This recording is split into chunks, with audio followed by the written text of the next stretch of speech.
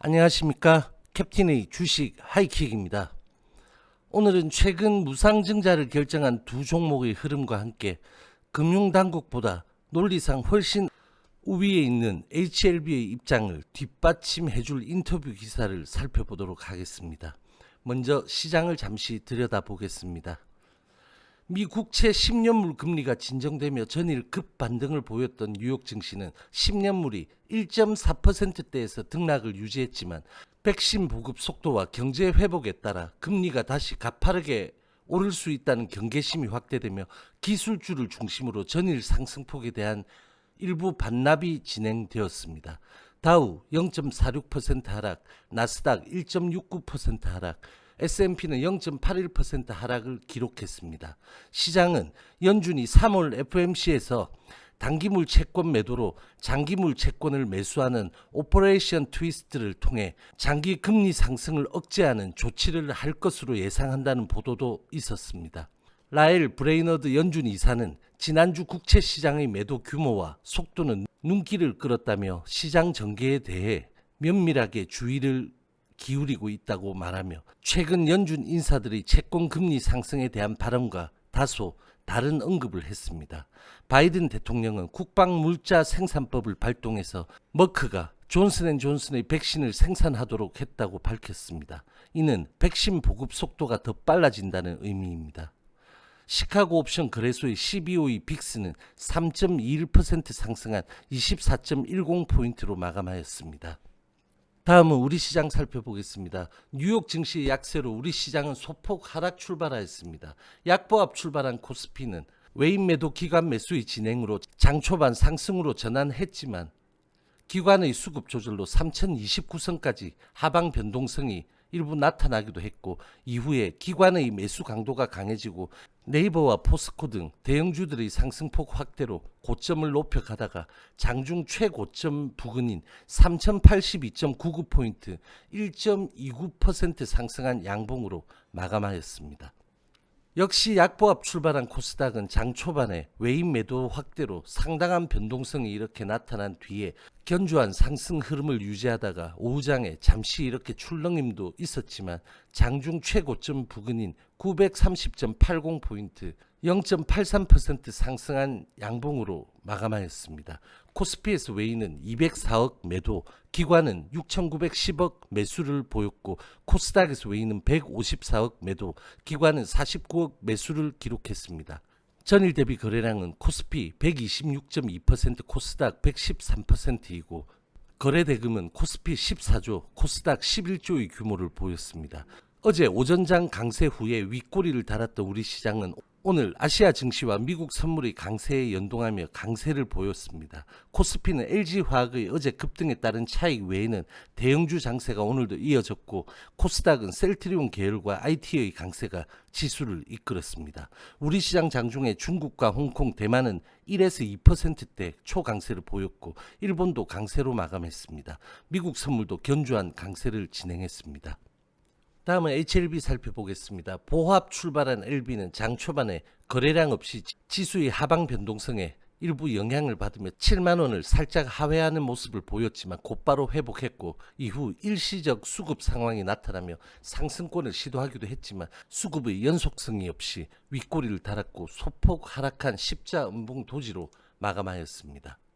장중 변동폭 4.73%, 평균가 71,423원입니다. 어제의 46%이자 2월 16일 폭락 이후의 최저치인 62만 주에 불과한 거래량을 기록했습니다. 어제 상당히 강한 쇼커버를 진행한 프로그램은 오늘은 거래량 대비 관여도는 높았으나 수급을 주지는 못했습니다.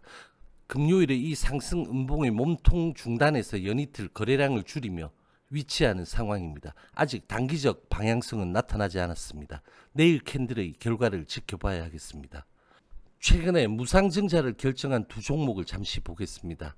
2월 15일 1대2 무증을 결정한 동구바이오제약은 무증 공시날에 상한가를 기록한 후에 단기 급등을 이렇게 보였고 무증 기준일인 지난주 금요일 이날입니다.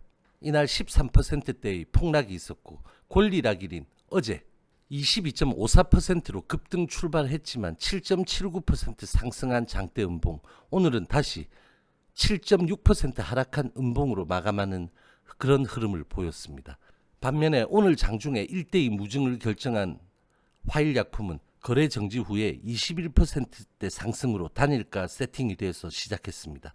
결국 장중에 상한가를 기록했지만 풀렸고 22%대 상승으로 마감했습니다. 특징이라면 두 종목 모두 무증 결정을 공시한 당일에 유통 가능 주식수를 크게 뛰어넘는 초대량 거래량이 나타났습니다.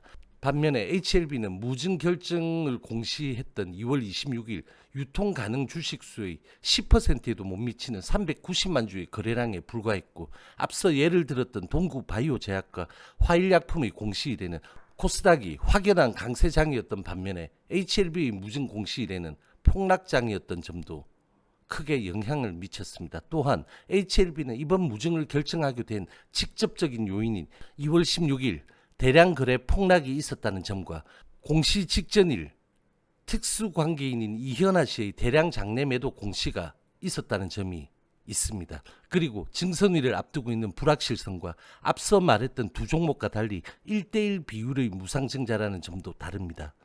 즉 직접적인 비교가 되지 않으므로 이들의 흐름에서 앞으로의 HLB 대응의 신호를 찾으려는 것은 실수가 될 수도 있을 것입니다. 그러나 무상증자라는 측면이 유동성장에서 유동성 확대, 주가 부양 의지, 그리고 잉여금의 주주 환원 등의 측면으로 하나의 호재로 인식되며 테마로 형성되었다는 점으로 받아들이셔도 될 것입니다.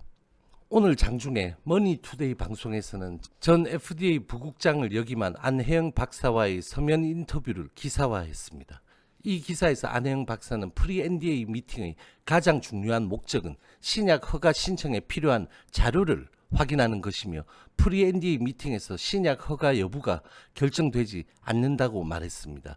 프리-NDA 미팅 과정 중 서면 심사에서 부정적인 평가가 나오면 FDA 신약 허가가 어렵냐는 질문에 대해서도 프리-NDA 미팅은 허가 절차와는 무관하다고 확인해 주었습니다. 즉 금융당국의 입장인 프리-NDA 미팅에서의 부정적 평가가 나와서 임상 결과가 실패에 가까운 것이었는데, 회사가 이를 성공한 것처럼 자의적으로 해석해 허위 공시를 했다는 판단에 대해 충분한 답변과 반박이 될 만한 오늘 인터뷰입니다. 또한 임상 3상에서 1차 지표가 통계학적으로 유의미한 결과를 도출하지 못했더라도 FDA와의 논의를 통해 신약 허가를 받을 수 있는 방안을 찾을 수 있다고 확인해 주었습니다. 그리고 많은 항암제와 희귀의약품이 2차 지표로 허가 승인 후에 추가 임상을 진행하는 가속 승인을 받기도 한다고 덧붙였습니다. 2006년부터 2017년까지 FDA 부국장을 역임한 안 박사는 신약 허가에서 가장 중요한 것은 FDA와의 소통이라고 강조했습니다. 저는 2월 16일 이후 여러 차례에 걸쳐서 이번 사안에 대해 금융당국의 논리보다 HLB의 논리가 훨씬 우위에 있다라고 강조드려 왔고, 그러므로 이미 최악의 우려 상황을 반영시켜버린 주가 하락과 대량 거래량이 나타난 자리에서 증선의 결과에 추가적인 우려와 공포를 가질 필요가 없다고도 여러 차례 말씀드렸습니다.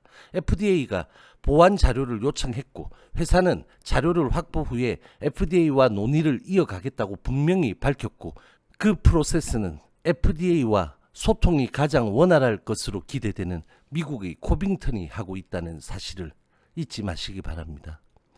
이번 증손의 결과가 어떻게 나올지, 또 다시 한번 상정이 연기될지 모르지만 어떠한 결과가 나오더라도 추가적인 쇼크를 받을 가능성은 적고 오히려 불확실성의 해소로 받아들여질 것이라고 판단합니다. 금융당국은 해석의 오류로 사태를 이렇게 키운 속앓이를 앞으로 하게 될지도 모르고, 특히 결과가 나오지도 않은 사안에 대해 어떻게 일개 기자가 그 내용과 내막을 입수하게 되었는지 소상히 자세하게 밝혀야 할 것입니다. 아니면 그만이고 라는 식의 용두사미를 떠올리기에는 이미 너무 많은 개인들의 피눈물과 실체적 자산 손실이 현실이 되어버렸다는 점 결코 잊지 마시기 바랍니다. 오늘 영상 여기까지 하겠습니다. 저와 함께 여러분들의 성투는 계속될 것입니다. 화이팅!